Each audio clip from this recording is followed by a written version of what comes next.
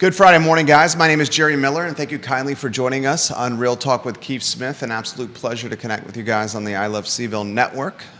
Keith Smith and Yonna Smith celebrating their wedding anniversary for one last weekend, ladies and gentlemen, in the Caribbean. So Keith, not in the studio, but we have welcomed the fabulous Woody Fincham into the program to fill the seats of Keith Smith. And Woody Fincham, ladies and gentlemen, is a talented appraiser. He is a man that lectures and teaches at a number of stops in our country. He is a known commodity. I'll say this, I'll embarrass the man a little bit. He is a known commodity in the appraisal world across the country. I can say that with confidence and conviction. He is certainly a known commodity in Charlottesville, Albemarle County, and Central Virginia, where his firm, Fincham & Associates, is the market leader at what they do. If you need anything from a consultation standpoint, an appraisal standpoint, a second set of eyes, we very much encourage you to reach out to Woody Fincham and his team at Fincham & Associates, because they are masters at what they do. Judah Wickower, my friend, if you can go to the studio camera in a two-shot. For those that do not know you, Woody Fincham, a brief introduction, and then let's get into the nitty-gritty, my friend. I run a firm called Fincham & Associates. We're centered here in Charlottesville, specialize in consulting and real estate appraisal work all over the state doing trophy and luxury property and, run-of-the-mill, everyday kind of residential real estate here. Also have a couple of colleagues that we work with doing some commercial assignments and non-residential stuff, so staying pretty busy with that stuff. Market today, my friend, how's she looking? Start open-ended. Yeah, I mean, it looks great. I mean, who would have thought 2 years ago when rates changed the way they did that we would still have so much gas going? And the foot's still on the pedal. It's still going along. We're seeing a lot of cash buyers in the market, particularly in the higher end market. They're paying more than list still. I mean, it's amazing. A third, roughly, folks, of transactions in the car footprint, right around a third, all cash. Cash continues to be king, which makes sense with interest rates north of 7%. Why don't we start at the top of the market that seems to be moving? What are you following trend-wise at that top price point? And here's another question for you as we springboard into that conversation. What is now the luxury price point? What's the starting point for luxury now? I mean, luxury is going to be in excess of $3 million now. I mean, with trophy properties, we've done a few recently around the region in the $10 million, $15 million range. I mean, those are, they're big estates, though. I mean, they're not your run-of-the-mill real estate at all. The market continues to scintillate. The impact of the University of Virginia is obvious. We'll talk about that in a matter of moments here. How about the entry price point? What are you seeing at the first-time home buyer level, the entry level? I mean, Lake Monticello, where I live at, that subdivision, it's a good place to watch for things like that. And you're still in the 2 to 250 range. If you can find them, if they hit the market, they're gone. Investors want them, and they'll grab them in a second. But most of your first timers are going to be out in the rural areas, and you're going to be somewhere in the $300,000 range, give or take. Live on Woody's Facebook page, guys. For the viewers and listeners that follow Woody Fincham, put your comments in the feed. We'll relay them live on air. Realtors watching across the board, which excites us. Let us know your questions, guys, and we'll put them on the feed in the feed as well. Transactions and the car footprint, speeding up, slowing down. They're staying constant. I'm just looking at my stats here, just pulling them up on screen. Bear with me just 1 second, sorry. It logged me out. I know we've had over 100 go on the market, and we've had at least that many go off the market in the last week. Let me get your numbers here for you. No problem. So the transactions, guys, the sales staying constant in the car footprint. And again, cash continues to be king, with about a third of those being cash buyers. The realtors, they're still moving. They're still moving the needle. Still a coveted place to live here, Woody. Yeah, for sure. We're blessed to be here, and folks want to come here and invest here as well. But the numbers that you're asking about, Jerry, we're looking at 112 new and 102 sold, and that's going to be in the 5-county footprint. The inventory, guys, is uptaking. Talk to us about the summer market. Are we going to see a drop, or are we seeing a drop come summertime with families going on vacation and kids out of school? Well, traditionally we normally do see a little bit of a leveling out, but I mean, we had we were going slow into the summer market. April was a little bit of an anomaly in that it did kind of pump the brakes a little bit. I mean, mortgage applications I know went down. A few of the loan officers that I talked to around town, they were saying they didn't have anything in the pipeline. And then, of course, they're getting busy again.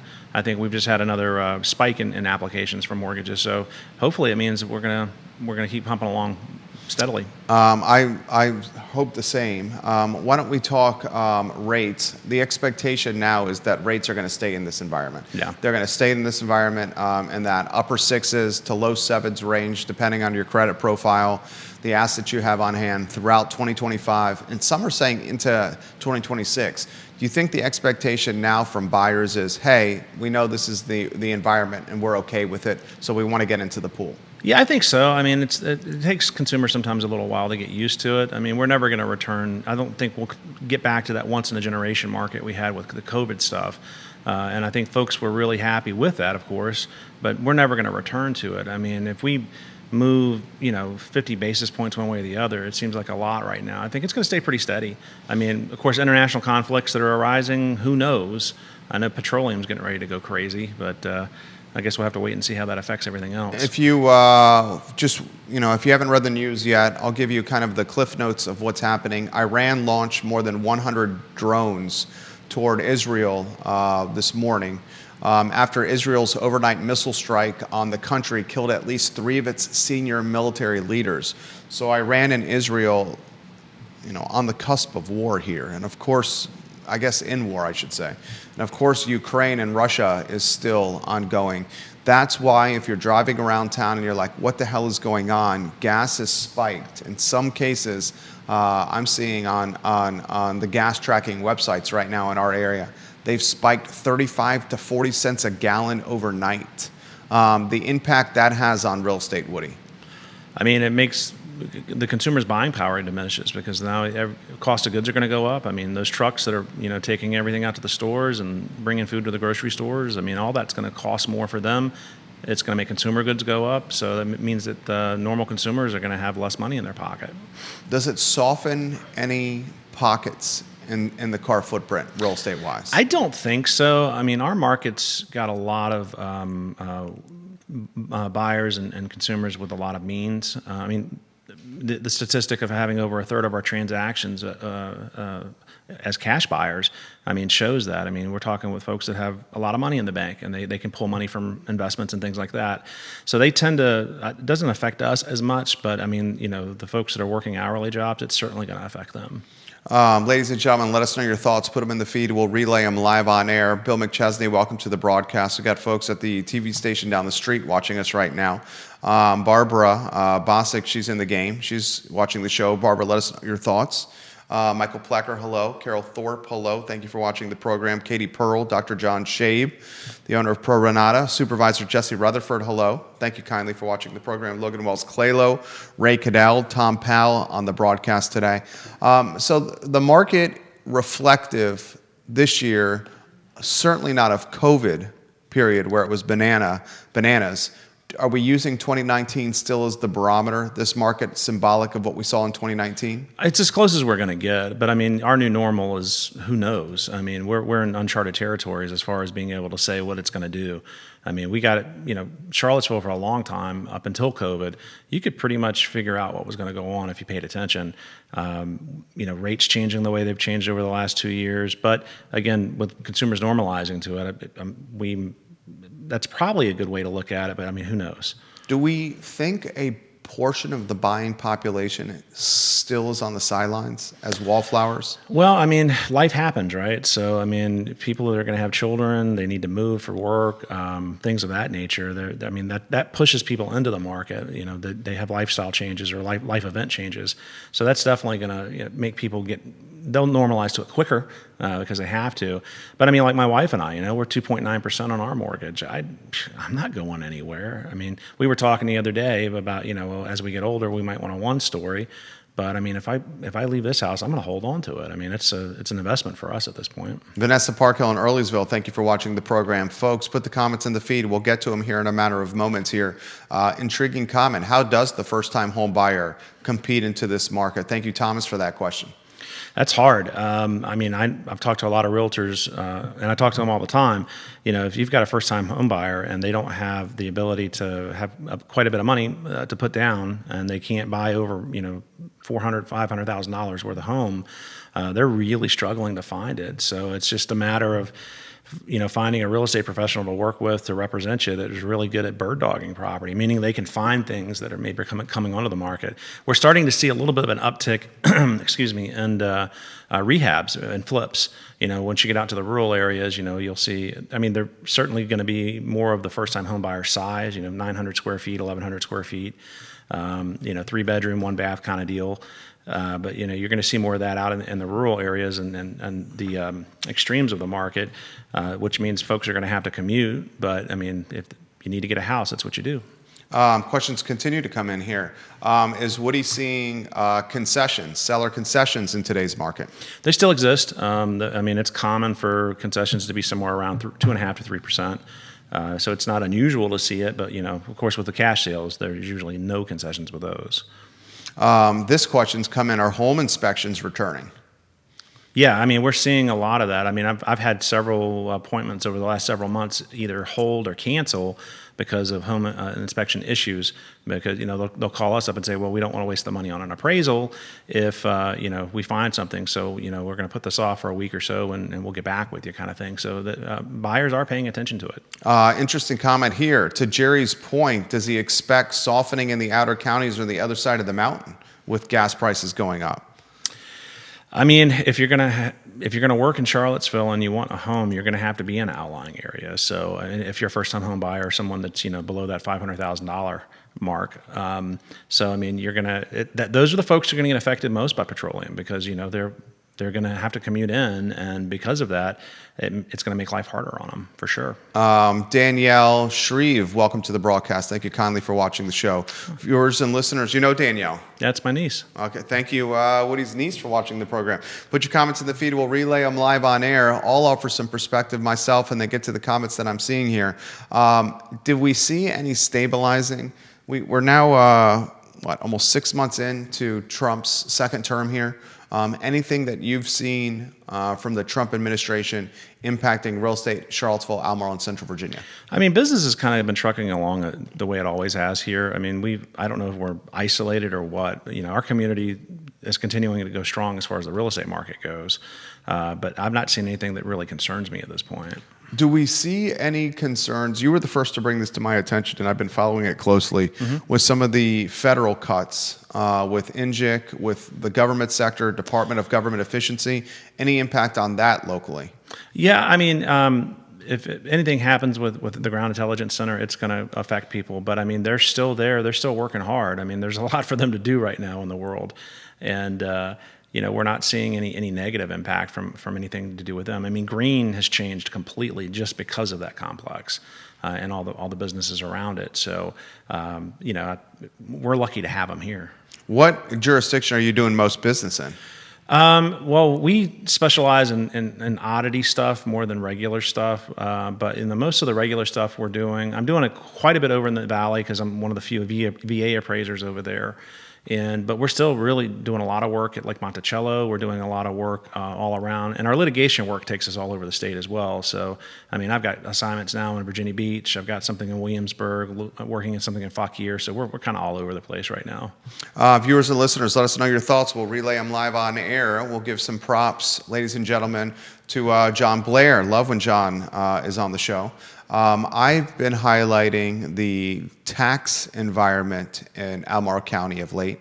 I think we have a significant election that's happening in the Jack Jewett district with Sally Duncan and Dave Shreve. Duncan has indicated that she wants to significantly uptick density in Albemarle County if she is elected, housing density. And she's indicated in campaign material that she's not opposed to additional taxes to fund housing affordability, and she's of the mindset that additional rooftops in Albemarle County will generate more revenue for the county. A lot of folks are concerned about that, me included. I don't think Dave Shreve's a perfect candidate. He's her opposition. He's far from perfect, but he's of the mindset that the county does not need more density. He's also of the mindset that additional taxes is only going to impact those that are financially strapped, retirement, concerned about being gentrified out of Albemarle. Curious, open-ended question for you here, how this tax environment in Albemarle County is impacting housing, real estate, and people affording to live here. I mean, it's definitely going to push people out. I mean, I sit on the Board of Equalization for Fluvanna County, and I'm not speaking on behalf of the board whatsoever, but, that's a concern that a lot of our citizens had coming in for challenging their assessments this year. These are older folks that are living on a fixed income, and, they, on average, in Fluvanna, we went up 27%, and if you have a house that's under 1,300 square feet, which is the most competitive niche, they went up almost 40%. So, I mean, if you're on a fixed income, that's a big hit to your household budget. So it is going to push people out. I mean, if we expand the development corridor in Albemarle, which, all of us real estate professionals think that's a great idea, but it has to be done with intention to harm as few people as possible. If you do that, more people mean more resources that the county has to have to provide for them. So, I mean, that money has to come from somewhere. And expanding the development corridor, he means the 5% allocated for development in Albemarle County. Right now, development can happen in 5% of Albemarle County. So you think that is a good idea?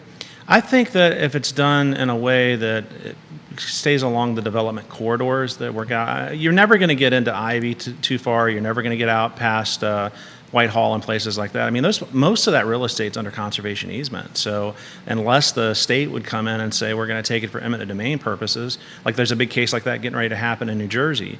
It's a farm in the middle of a place that's got nothing but industrial and commercial, and the state's come in and said, hey, we're going to take this because you guys won't sell it. And that could happen here. I'm not aware of it ever happening in Virginia, but I mean, as that becomes more of a finite thing, and to your point about 5%, Jerry, actually it's less than 5%. Because of the topography. Yeah, all the property in that 5% zone can't be developed, or some of the property won't be developed because people don't want to develop it. Right, and he's 100% right. That 5%, it's not a full 5%. Topography is an impact. Impacting that 5%. Michael Pruitt has kind of floated the idea of subbing out land, acreage, that's not in the development area for acreage that is in the development area that cannot be developed.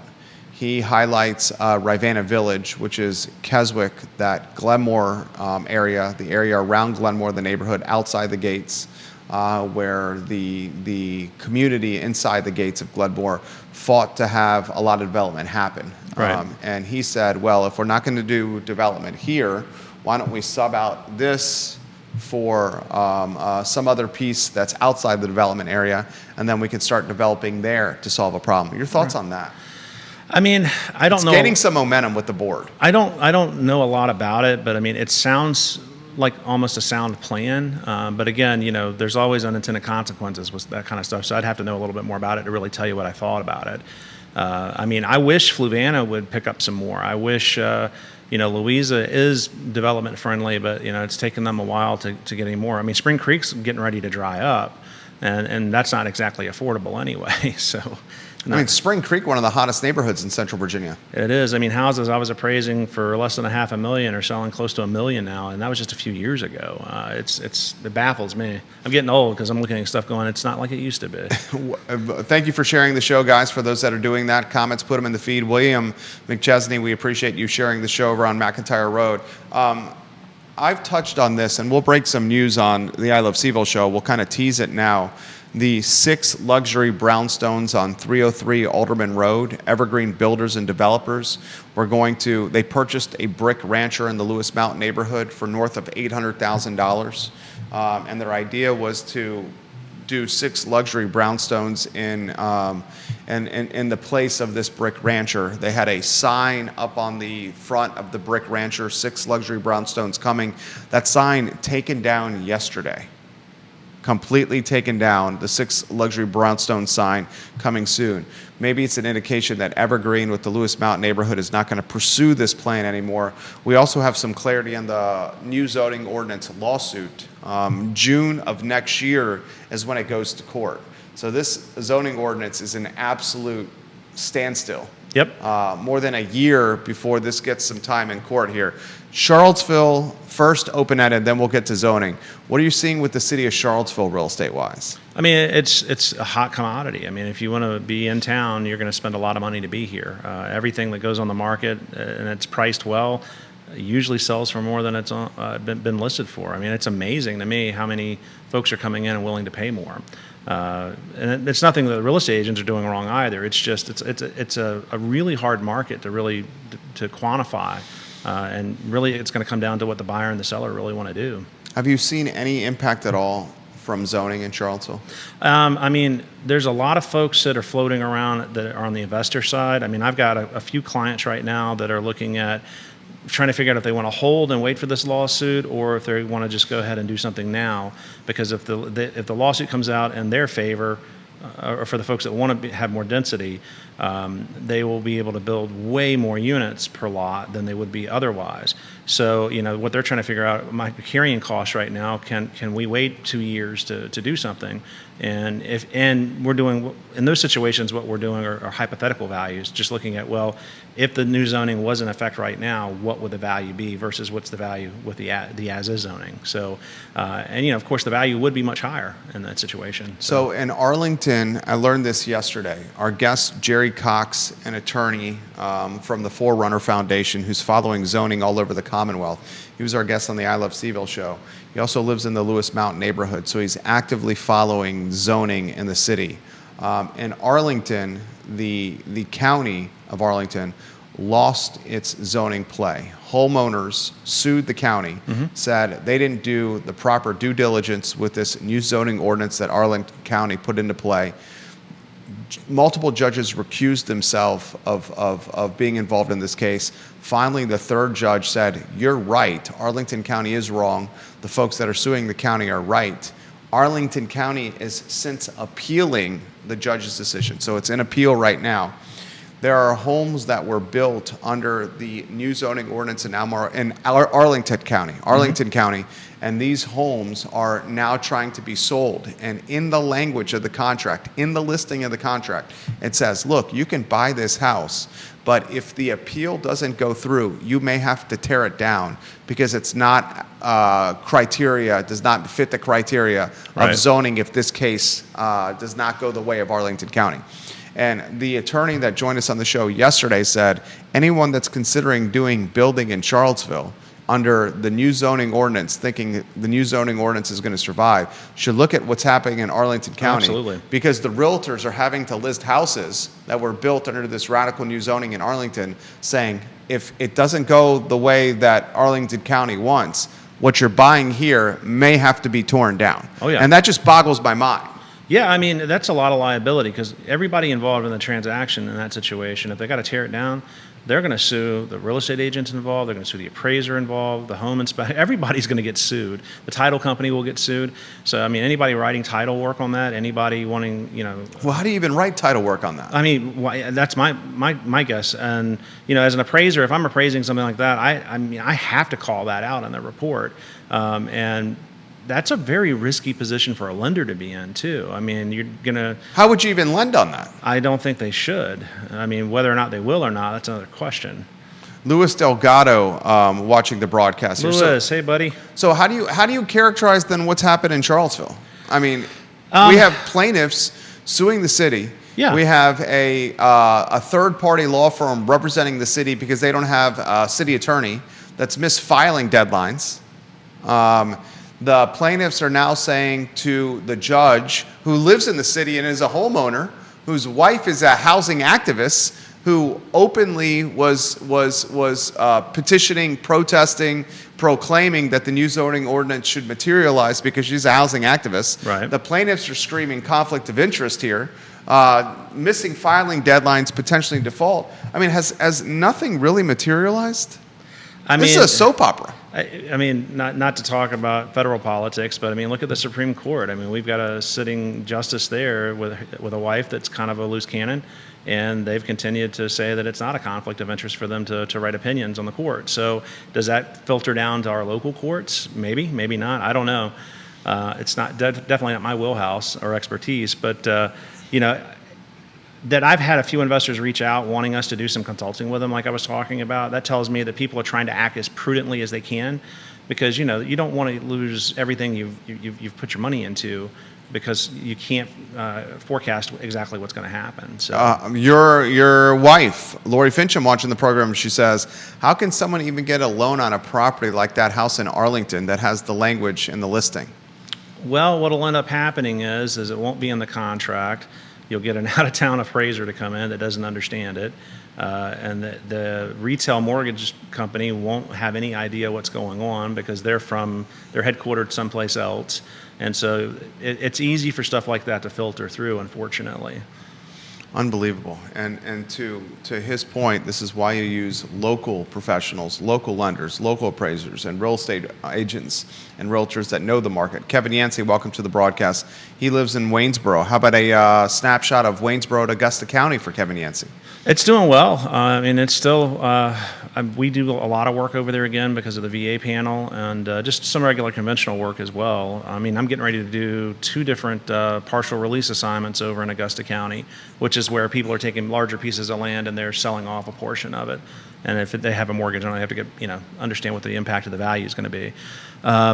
So, I mean, it's still pumping along the way it always has. I mean, it's a strong market. Logan Wells Claylow, questions, put them in the feed. James Watson, hello. Thank you for watching the program. Holly Foster and Henrico. Stephanie Wells Rhodes watching the program. And Keswick, we love when you guys watch the show. Comments coming in here.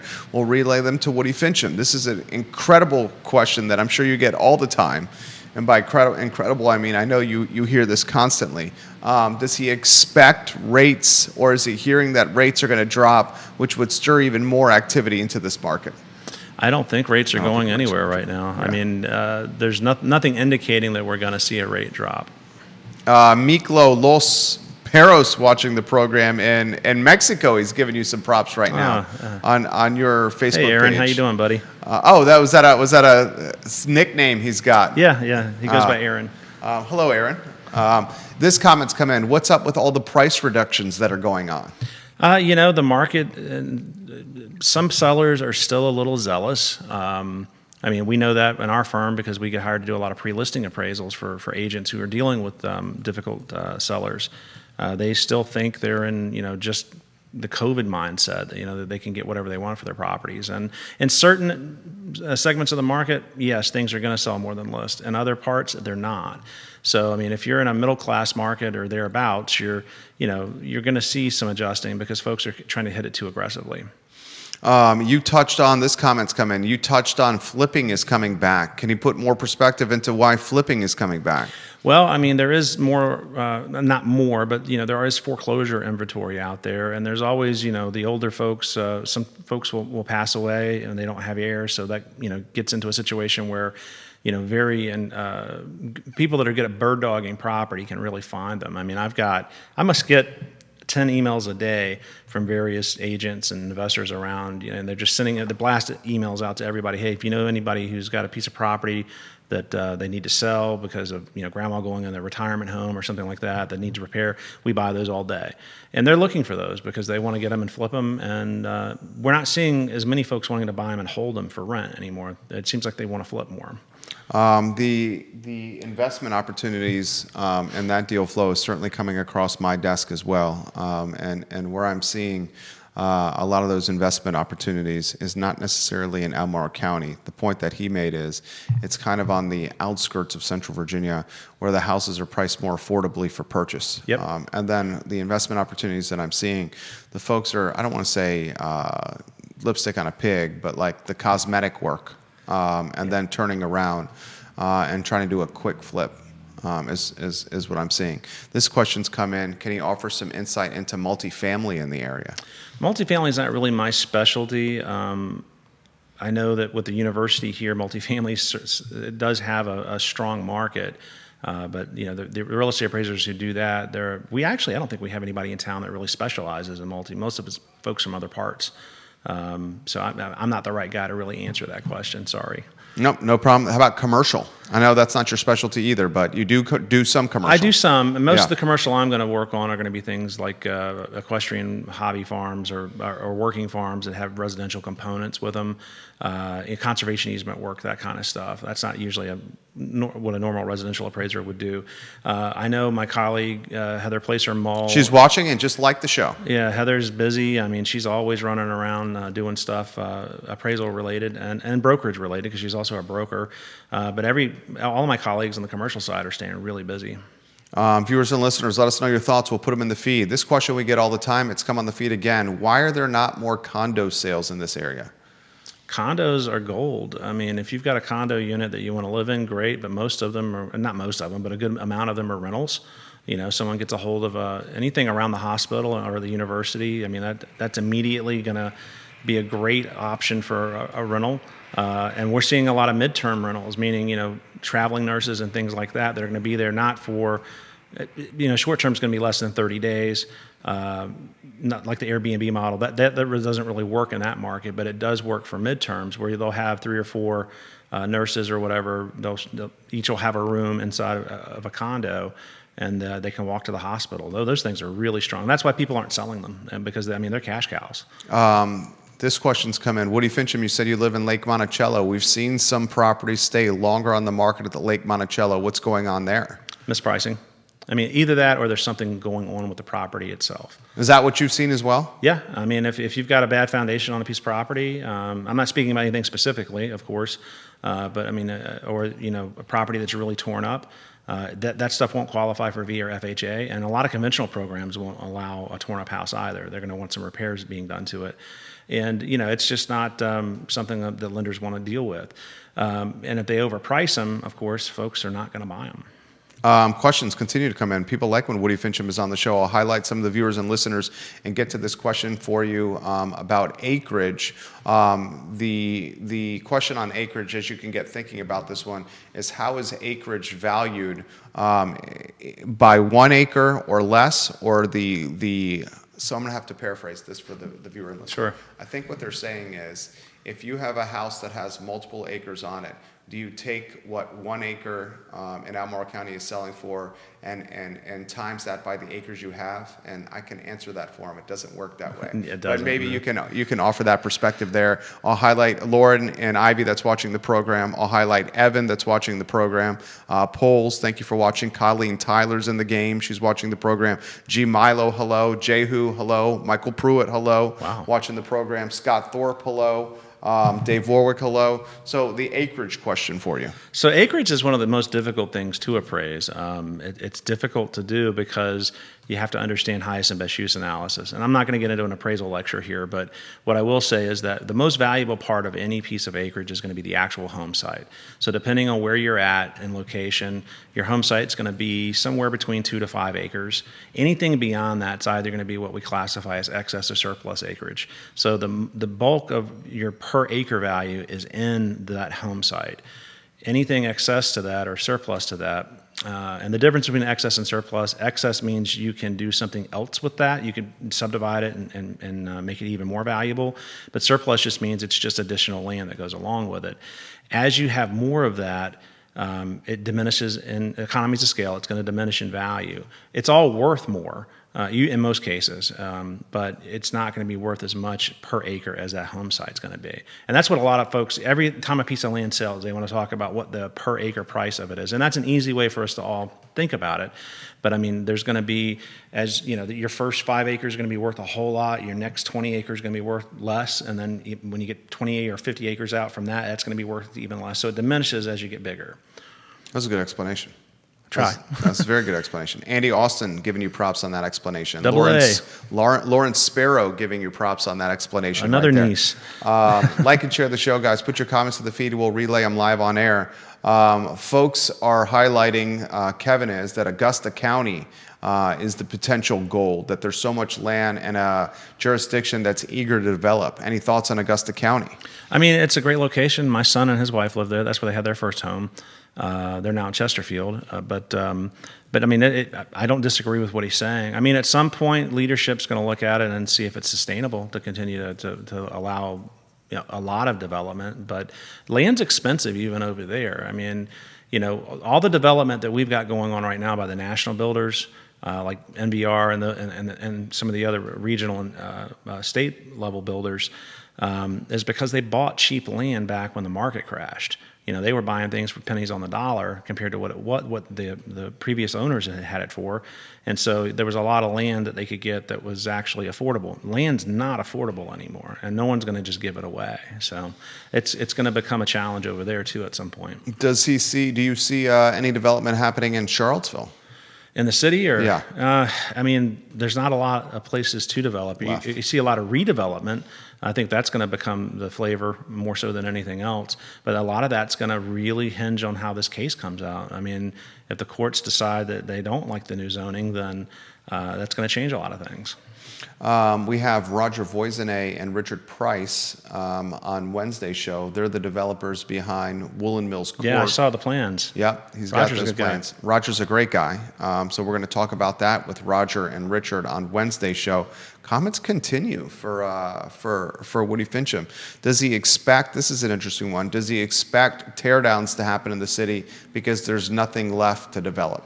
When it makes sense, sure. It's got to be a financially feasible situation. I've seen it. I've worked on a couple of projects where people were paying quite a bit for, a home that was okay, but they, in anticipation of the new zoning, they picked it up thinking, we can buy this and put 4 units on it or 5 units on it, or some of the zoning will allow you to keep the original structure and you can get density behind that as well. So it has to make sense for someone to do it. I mean, no one's in the business to try to lose money, so they're going to look at it and see. Construction cost is still really high. Materials have not gone down really. So I mean, it's really going to have to be a piece of property that someone can acquire at almost a discount, and then have some room to make some improvement to it to make money. Interesting comment here. You said that you do a lot of the quirky or unique work in appraisal business, and this viewer wants to know what that exactly means. That means anything anybody else doesn't want to do. I had a mentor many years ago that said, do work with people that want to work with you and not with people that have to work with you. And it's good advice. A lot of appraisers in the residential part of the business, they want to be in a very defined box. They're comfortable in Forest Lakes. They're comfortable in Lake Monticello to a large degree. But when you get out into large acreage and you get out into properties that are struggling with condition and things like that, that's stuff that folks often want to pass on. I mean, I often will have private clients reach out to me and said, hey, we've called 3 or 4 appraisers in the area, and they all said to call you because they don't want to do it. And which is a wonderful compliment. And I always make the joke when I'm teaching that, my firm's kind of like the old Life cereal commercials. Mikey will eat it. Oh, yeah. We'll do it if nobody else is going to do it. Our youngest son, we've monikered, give it to Mikey. Mikey will eat it because he'll eat absolutely everything. My grandson's the same way. My youngest one. That made me chuckle. He literally will eat everything. So business is humming for you. Yeah, I mean, we're doing well. I mean, we're not making the revenue that we were during COVID. But no one is. Yeah, right. But we're kind of phasing in a different direction too. I mean, I've been building my business now since we started this business in 2019. I've been doing it 26 years. And when we started this one, my son, who's 30, is my business partner. He likes all this commoditized work. He likes working for mortgage companies. He's still young, and he likes to run. I mean, I'm getting to the age where I'm looking at it going, I'd like to slow down a little bit and play with my grandkids. And so, I have a much better return working on litigation assignments and things like that because we can bill by the hour rather than, doing the commoditized work for lenders. I still love working for lenders, but I mean, it's one of those things, This is a comment from a past show. Lori, by the way, says our son Zach is Mikey. Yeah, Zach's definitely Mikey. Our son is is called Zach as well, and he's also Mikey. But Lori, the interesting thing is your son, Zach, is with a K. We did Zach with an H. Yeah. But same names right there, and we both call him Mikey. All right, this question for you. You mentioned in past shows that there was drive-by appraisals happening, including some Uber drivers that were moonlighting as appraisers, or doing appraisal work. Is that still happening? Yeah, I mean, there's a big push because of the cost of appraisal. A lot of lenders look at appraisers as a speed bump in the transaction, and it's just a box that needs to be checked. And I don't mean individual loan officers. I mean, this is how the corporate structure thinks. And so what they're trying to figure out is, well, how can we make more money or charge the borrowers less money so they'll come with us? So what they're doing, they're not drive-by appraisals. If you're doing a drive-by appraisal, you are an appraiser usually. What I was talking about more specifically is what's called a hybrid appraisal, and what that is they'll send someone out to a piece of property and they scan the property. And what that means is they take a device like this, put it on a tripod, and they're going to scan the outside of it. It measures it with LiDAR. They go into each of the rooms. It does a 360-degree spin. It's kind of like the Matterport stuff. Yeah, Matterport stuff, which is pretty awesome, actually. It really is. Yeah. I mean, the technology is wonderful. But what they're doing is they're getting folks that are not appraisers and saying, hey, we'll pay you, $100, $75 or whatever, go out and spend 3 hours doing this. And, they get to take that out of it. Then they'll go to appraisers and say, well, okay, we're going to give you an inspection report that you are 100% responsible for and liable for if that person didn't do it correctly, and use that information to write an appraisal, and we'll give you $100 for it. So it's not a great thing, and a lot of agents don't like it that have dealt with it because they don't want just anyone in there. These folks are oftentimes, they are definitely not credentialed by the state, and whether or not the corporation they're working for is doing background checks or not, I can't say. But I mean, to be an appraiser, you got to be fingerprinted, you got to be background checked, and you got to have credentials to do it. So, of course, it's competition to me, so I'm not very friendly to it. And I recognize that I've got a bias there, but I just don't think it's prudent. I mean, this real estate appraisal is complicated, and the people working in it should be competent that are doing it. We talked about this before the show. Artificial intelligence in the appraisal world. Yeah. Go down that road. It's wonderful. My son, again, 30, he's young enough to really get into it. I mean, we create our own spreadsheets and a lot of stuff like that we like to use. He'll run it through one of the bots, and it actually will tell you can efficiently program this differently and do a better job with it. But I mean, my market analysis stuff, some of the stuff that I'm writing for classes, I mean, I'm running it all through large language models, and sometimes it makes it a lot better. Most of the time, it makes it better, and it's very efficient. I mean, I'm sitting here the other day, I'm working on a white paper now, and it's a pretty complicated topic, and so I'm just throwing it in there and it'll give me an idea back, and I go expand, and then and expand on this point, and expand on that point, and it's just giving me all this different stuff. It helps me think and much faster, because I mean, something that would take me hours to research in a book, I mean, it pulls it. You do have to watch it though. There's this thing that it's called hallucination. And sometimes AI will make stuff up, particularly when they're citing something. I mean, if you're using it for anything, check whatever it's citing, because sometimes they just make up the links. Viewers and listeners, let us know your thoughts. Put them in the feed. We'll relay them live on air. This is one from me personally, then we'll get to these comments. Does Woody think, or for me, Woody, do you think that we will continue to see transactions happen above appraised value? How many are happening above appraised value? And that scenario, they need appraisal gap coverage, where they're bringing cash out of pocket to the deal. Right. Yeah, with all the cash purchases we've got here locally, and again, over a third of the market's cash, that they will pay more than list price usually, and they'll pay more than the property's worth. And that's an economic concept called stretch pricing. And what that means is, one buyer is willing to pay more than what it may be worth in the market. Now, that one sale may end up being a catalyst to changing the market. It often is, because the next sale that happens is going to rely on that as a comp. So, I mean, we're seeing it a lot, particularly when you get up into the markets where folks can buy pretty much whatever they want. Comments here. This is one from multiple viewers and listeners that are on the comment section of my page. They're talking about the cost of labor when it comes to construction. and how it's escalating, which then is passed down to buyers. Labor and new construction and escalating costs, the topic for you. Yeah, I mean, it's definitely making it difficult for builders to build and developers to develop land that builders want to build on because everything's so expensive. I mean, I'm aware of construction crews that are coming from places where they're not busy, like up in Pennsylvania or Ohio.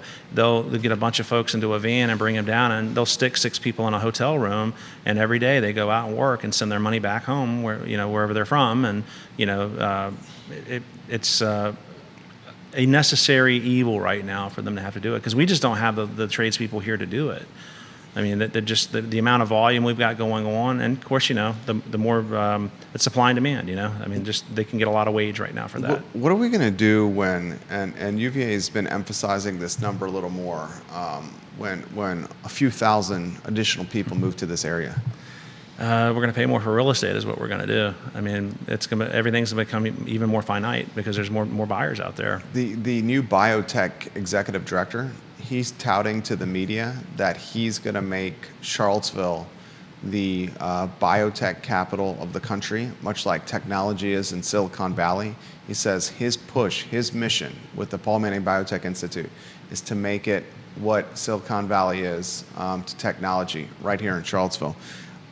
So he thinks he's going to be the next Steve Jobs. Okay. He thinks he's going to make biotechnology Good that for him. influential here. I mean, that's going to have a significant impact. I hope he's right. I mean, anything that's good for the community. But there's always, with anything like that, there's also going to be some bad things that come along with it. And again, housing supply is one of those things. As long as we have municipalities that are anti-development or they're not willing to try to accommodate it in a sustainable way, you're not going to. There's not going to be a good outcome for people. I mean, at some point, we're not going to have people making lattes for the folks that are working in these places. Might be there now. Yeah, I mean, we're approaching it. I mean, Yeah. for sure. I mean, we're not to the same level that like Vail or some of those communities are, but we've got to come up with some more creative ways of helping folks that work for an hourly wage have a place to live. Stephen Roach says, costs don't drive prices, they drive residual land values down and rendered projects infeasible. If the costs automatically drove prices, then everything could get built because they would just pass on the costs. Steve Roach is one of my good friends, and I consider him a mentor. San Diego guy, and one of the most respected instructors out there doing what we do. The guy's the Mickey Mantle of what we do. Break down what he's saying. I mean, he's getting into the finite stuff that us appraiser and real estate nerds talk about. I mean, it's just, and I wasn't really listening. I was kind of gushing a little bit that Steve's even watching. So what was the comment one more time? He says, costs don't drive prices. They drive residual land values down and rendered projects infeasible. If the costs automatically drove prices, then everything could get built because they would just pass on the costs. Right. Well, that's true to a point, I think, and Steve's much smarter about this stuff than I am, but I would say, too, that at some point the consumer can't continue to buy because wages are not keeping up with cost. But I don't disagree with what he's saying in concept. So, watching in San Diego, huh? Yeah. Well, Steve could be anywhere in the world. I mean, I assume he's at home right now. Thank you for that comment, Steve. That's a great one. Pockets of Albemarle County that are doing well. This question's come in. I don't know. One-shot Woody there. I don't know any pockets that aren't doing well in Albemarle. When you get down into Schuyler in that area, there's still some stuff down there that's ready to probably be redeveloped. Just a lot of old family property, and I'm talking about the smaller stuff, not the large estates. Might be a good place to look, but I mean, it is a bit of a drive to get back into town for a lot of folks. But with good internet everywhere now, I mean, you can almost live anywhere now. But yeah, everything's hot. I mean, Forest Lakes, every time I work there, I mean, things are just booming along. And I mean, North Point's still coming along strong. I mean, we're doing a bunch of pre-construction land out there now. So yeah, everything's kind of going well. This question's coming about Crozet. What is Woody Fincham's thoughts on Crozet and overdevelopment? I mean, I don't live there. I mean, it's definitely different than I remember it being as a child. I mean, it used to just be a railroad town, and now it's this very dense, almost suburban sprawl kind of place. I mean, if you like living in that, that's fine. There's nothing wrong with it. I mean, I keep my personal taste out of how I look at real estate because of what I do. Some folks out there really don't like it. I mean, I have that conversation with clients out there all the time. They dislike being in an area where they're building that much or have built that much. and it's just not the same place that it was, 15 years ago. But you can say that about any place anymore, My concern with Crozet, for the viewer that's watching, is that the transportation, the roads in particular, are not set up for this kind of density. And you really see it, folks, with Western Albemarle and Henley when they get let out of school and they start going to school. That's a the good point. backup, oh my goodness, the backup's significant. Steven says, I'm home and I watch you guys whenever I can. Always truly a great conversation when Woody Fincham is on the program.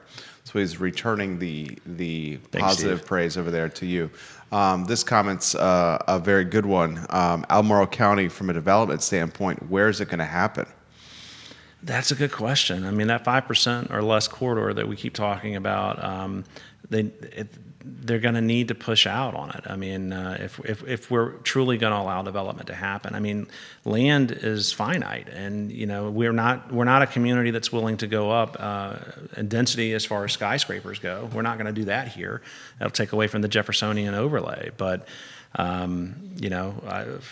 we've got to figure something out, because I mean we're bursting at the seams almost. Dan Pettit watching. He's a realtor himself. He says, why do the condos and townhomes not get prioritized more with development? Why aren't we seeing more of those? That's a question for the folks that control the development process. I mean, whether or not they're willing to do it. I mean, certainly if they're going to put a project like that on, they would definitely get filled and get bought. I mean, there would be no problem selling them. I wish more of them would come on. Are condos and townhomes difficult to appraise? No. Mm-mm. I mean, anything in real estate can have aspects that are difficult about it, but the big thing with condos when you're doing mortgage financing is understand whether or not it's approved for conventional and FHA financing, because if the investor ratio in the complex, or community rather, is over 50%, lenders won't lend on it. You can get hard money for it, but you can't get traditional mortgages for that. Lori says the infrastructure in Fluvanna can barely handle the homes that are currently built, but they keep building. That's the same thing that's happening, Lori, and Crozet, and it just completely boggles my mind. I mean, we live at the lake, and I go past that new development at Colonial Place every day, several times a day usually. Colonial Circle? Yeah, thank you. Colonial Place is in Norfolk. It's where I grew up. It's I don't mind it so much, but it's definitely changing, and those apartments now are about 50% leased out, so there's going to be even more stress on Miles Hamrick Sr. giving you some props right now. Miles, thank you for watching the program. Put the questions in the feed. I love this up-tempo version of the show here with Woody Fincham, who handles it with ease. Does he think the back half of the year will be as strong as the front half? Seasonally, we usually are going to be strong going into the summer. The spring market's usually our strongest, and then when you get over to the fall, folks that have children don't like to move as much. Especially if they're going to move school districts, it upsets the kids. So usually we're going to see our stronger part of the market before then. But I mean, we've been pretty strong. Even I used to be able to take a week off in December, and I can't do that anymore. So, if that's a way to answer it, I guess. How about this question for you? Trends or storylines that no one's talking about that we should be following? In the real estate market, I don't know, man. I don't know, Jerry. Anything that you can think of? What's intrigued you the most that's come across your desk over the last year? Oh goodness. I mean, anything that's just out of the ordinary, I'm interested in, because you have to sit down and think through the process. I mean, working in on regular stuff in a subdivision, there's nothing wrong with it. You make money doing it, but it's humdrum after 26 years of doing it. I particularly like working with clients who have got some problem they've got to solve, whether it's litigation or it's something like that. That's what really gets the juices going for me. My son, he's really good at helping me with that stuff, and our researcher as well. So that's the kind of stuff that I think about. Truly a family business, guys. Fincham and Associates. You could find them online. Some closing or final thoughts for the viewers and listeners. I mean, thanks for participating today, to everybody throwing all this stuff in. It's always interesting being on the show, because I start thinking about things that I don't normally think about. Because usually your head's down working in my business, but I mean, we're very fortunate to be where we are. I mean, everybody seems to want to be here, and real estate's a very hot commodity now, and I think it's going to continue to be. So I mean, those of you that are concerned about development, talk to your politicians. I mean, the local government is super important. I can't stress that enough. Neil Williamson, a good friend, he comes on the show occasionally, I know. He talks about it all the time. I mean, it's super important that you get out and share your concerns with your politicians that you're voting for. They will listen to you. And, the most vocal people are the ones they hear from, and those that aren't willing to talk to them, of course, they don't know what you think. So participate. I love it. Fincham & Associates, where can they find you? You can get us, if you Google Woody and appraiser, I'm pretty much the only guy that will pop up. But Google is a good way to find us. WoodyFincham.com is our website. I need to change that because it's embarrassing. But yeah, that's a good way to get us. And finding my phone number is not hard. So just if you Google it, you'll find it. Woody Fincham, guys. Fincham & Associates, the best of the best, guys. Fincham & Associates. Thank you. Appreciate it, Jerry. Yeah, absolutely. Judah Wickhauer behind the camera. Thank you to Judah. We appreciate you guys watching Real Talk with Keith Smith. Keith back in the saddle next Friday. I Love CVille show at 12:30, where we'll break a little bit of news, guys, when it comes to that brownstone development in the Lewis Mountain neighborhood. Get ready and giddy up. Thank you kindly for joining us. So long, everybody.